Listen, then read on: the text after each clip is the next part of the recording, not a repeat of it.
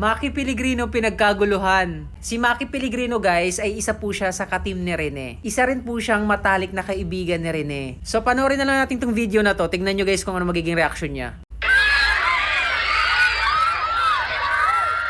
Grabe Maki, sikat ka na Maki. Daming tao. Hindi niya alam kung gagawin niyo. Kilala siya eh. Napaka-inosente ng mukha eh. Na para bang si Piolo Pascual yung dating niya dyan. Grabe, dami oh. Grabe yung ginawa mo rin kay Maki. Hindi lang po si Rene ang sumikat. Dahil sa nangyari sa kanya, eto na ang nangyayari sa mga kaibigan niya. Eto na ang nangyayari sa mga ka-team niya. Sobrang saya siguro ni Rene ngayon, no?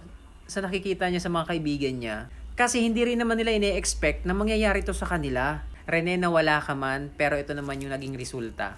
Inangat mo sila lahat, from coach hanggang sa mga kaibigan mo. Isa kang napakabuting anak at kaibigan. Mensahe ko lang sa mga kaibigan ni Rene at sa team niya, guys, wag na wag kayong magbabago at lalaki ang ulo.